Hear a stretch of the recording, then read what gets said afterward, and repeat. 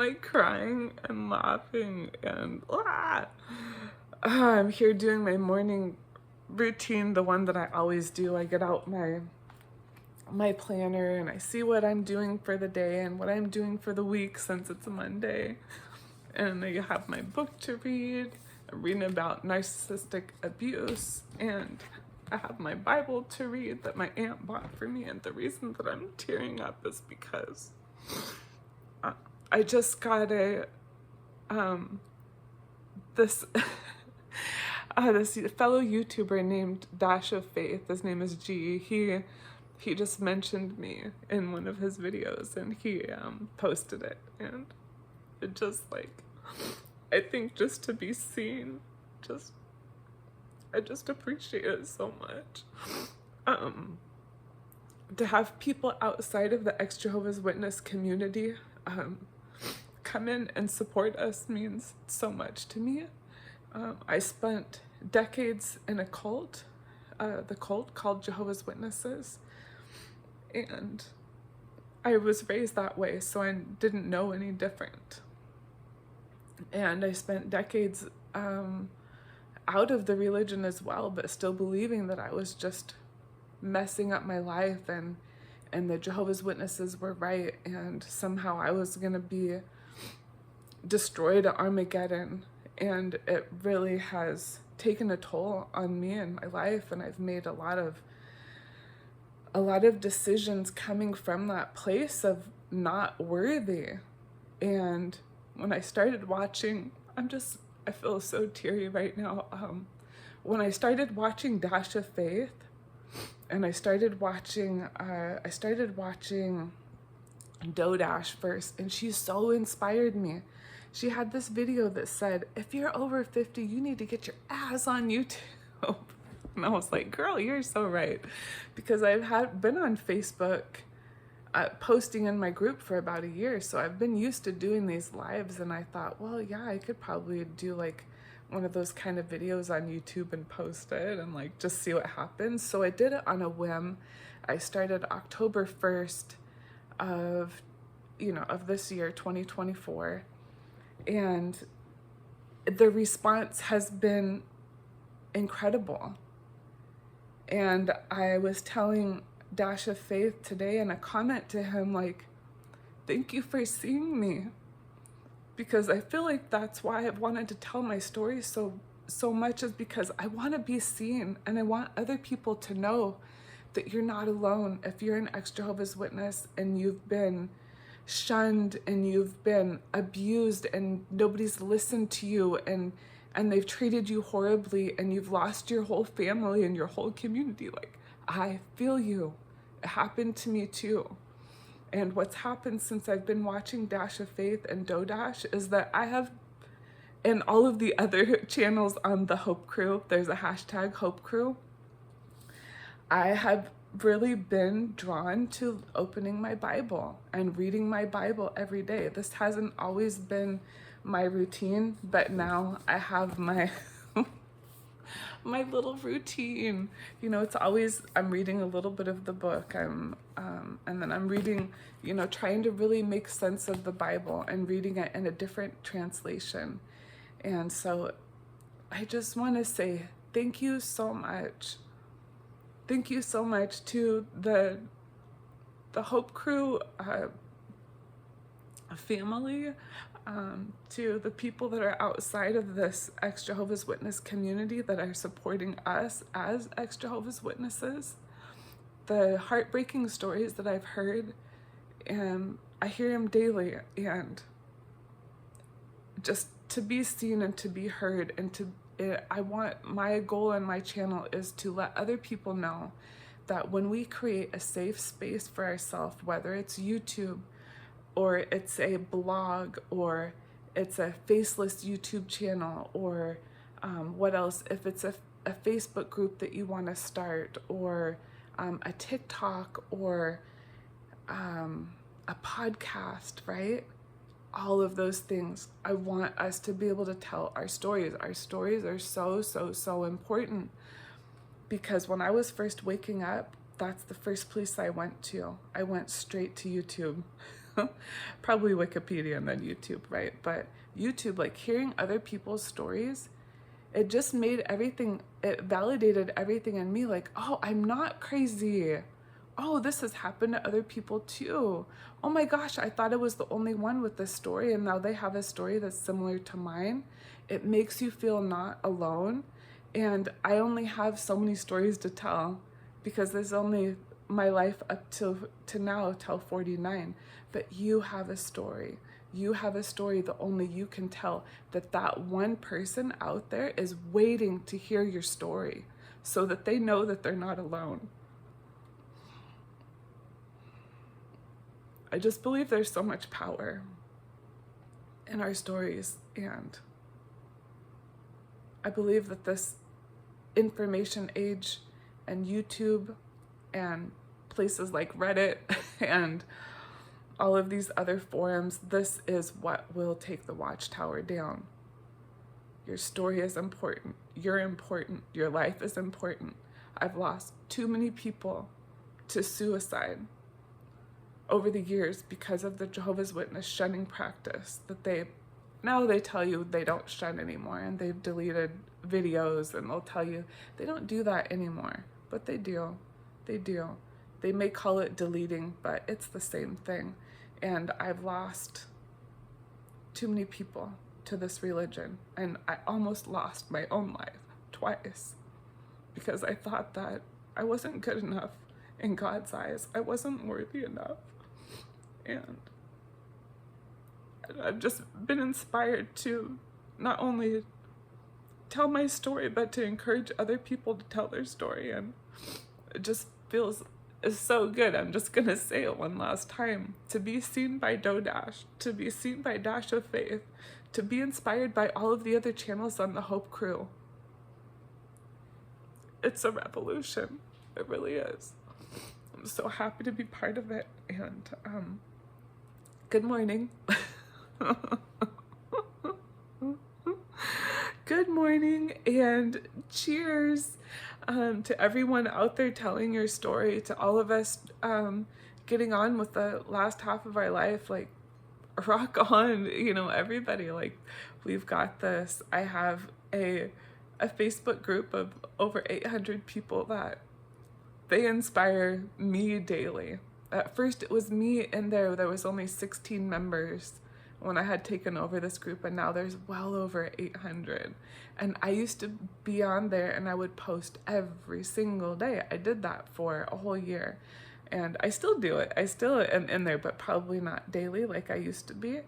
But a few times a week, and I'm the admin. I have a couple of other admins, and so I'm in there and I'm moderating the comments and the posts and everything. And I was just thinking how I would post every day, and sometimes there wasn't much engagement, and then little by little, like, people started like coming into my world. They started coming into this group, being inspired by other people, where it was a safe little place where we could tell our stories. And that's how I started. I started on Facebook telling my story, being very open and real and raw, and telling a story that that I had hidden for decades inside of me. And what had happened is I had lost one brother. He was like a brother to me. He was my mom's best friend's son. And that mom, I always thought that of her like a second mom. She now shuns me. The whole family shuns me. And anyway, so I had one brother that passed away. And then I had another brother that passed away. And after that second brother had passed away, I had already been awake. And so I thought, man, the governing body is like, they're still controlling me because I'm not saying shit. I'm not saying anything, and people are just dying around me. And it got me so worked up, and I had to tell my story and it was almost like I wanted to tell that story to the parents of these boys and tell them in so many words, in a roundabout way, it's not you. You didn't do anything wrong as a parent. You're trapped in a cult. You're trapped into this thinking that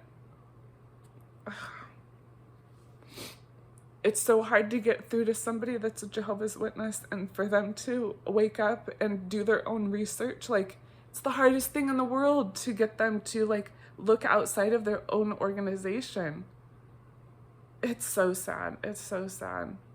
And so that's how my story came out. So when I heard Dodash, it must have been like right before October. Okay, so the late part of September, I was in the line, the pickup line at the school to pick up my daughter, and I'm waiting, and I thought, I'm wearing kind of a cute sweater, and the lighting's kind of good. Maybe I'll do like a video, like she said, like maybe this could be like my first video. And so I did, and I uploaded it, and then I just kept on going every day because I had already had that habit on Facebook and on Instagram, like my daily posts. But now on Instagram and Facebook, it's not so much daily. I check in daily, but it's not so much daily post. But it's very consistent.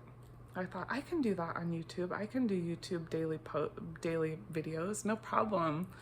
And so I have, and the response, and the people that have, even in this 3 weeks that I've been here on YouTube, I've had 2 other people that I know go out and start channels and start telling their story.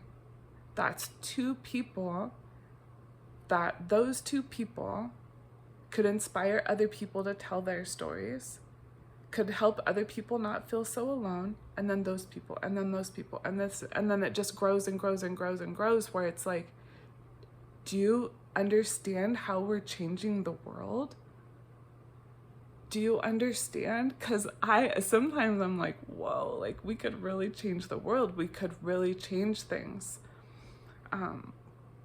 You know, I'm going to go off on a little tangent here, but there was a lottery. I don't know if you guys will remember, there was this Mega Millions lottery, and the prize was like 900,000 or something crazy. I was like, ooh, I'm gonna buy a ticket. And I wrote a list. I wrote this list. I said, if I had this 900,000 and then taxes was taken out and then this and that, I'm gonna spend half of the money on helping ex-Jehovah's Witnesses. And this was like a conversation between, me and God, or like my promise. I'm gonna help them, because can you imagine how many ex-Jehovah's Witnesses could get therapy? They could leave the religion because I would have like this money where they could, maybe apply to maybe they need to move away and have a house and be connected with a job or whatever. Like, money can do so much.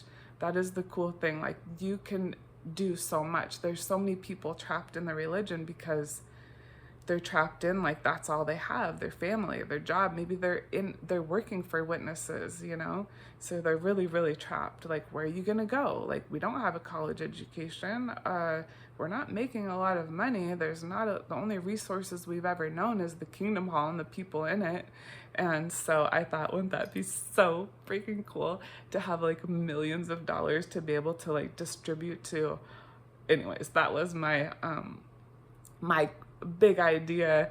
And then as I was writing these things down, how would I spend it? I believe it was God that came to me, and he said, you've already won the lottery. You've already won the lottery. And I was like, what do you mean by that? And it was this thought of, I'm already helping people. Like, he said, keep doing what you're doing. Keep doing what you're doing. Keep looking, keep doing. Anyways, this thing of like, I kind of gave up on even buying any lotto tickets after that. I was kind of like, I would get a lotto ticket when I'd go in the gas station and get gas and stuff, but I thought, he said, I've already won the lottery. Because really what it is I want to help so many ex-witnesses. And he said, I'm already helping them. Keep going, keep helping them.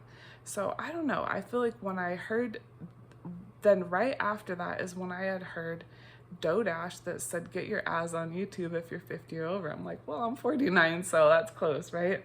because I have wasted a lot of, I have spent a lot of time feeling unworthy, going in circles, not knowing not knowing my value, not knowing how I can contribute to other people. And now just seeing myself in this way and knowing that I can contribute monetarily, or I can contribute with my effort, and we can really bind together and really help each other out. I don't know, who knows where this is gonna go. I mean, geez, it's only been 3 weeks, but I do feel really good about it. Yeah, I feel great about it. And yes, this is the Bible that my aunt bought for me. I went to go visit her, I don't know, maybe 6 months ago or so. And, you know, I'm interested in the Bible. I'm interested in reading it in a different way. And it's pretty cool because this edition, it's by Joyce Meyer. But inside of here, she gives like real life practical advice. This, I don't know if you can read that, but this one is saying like grace for today and every day. Do you know that grace and mercy were not, you know this because you're probably an ex-witness, grace and mercy were not part of our vocabulary as Jehovah's Witnesses. And to read about grace and mercy and to, I don't know, read the Bible in a whole new way, it's interesting. And I'm not doing too much. I'm just sort of putting it into opening my Bible daily, and I have been inspired by this whole Hope Crew movement. So thank you so much from the bottom of my heart. I appreciate you. I see you. The advice that Dodash and Dash of Faith and everybody else on the Hope Crew is dishing out is insane. It's so motivational. It's so inspirational. It's so, what do you call it? Like, there's a movement, there's a revolution, and I'm so happy to be a part of it. So thank you for being here with me, and we're reaching people. And that's all I ever wanted. Yeah, helping people. I'm a helper. It's the way I've always been. So thank you again. All right, bye everyone.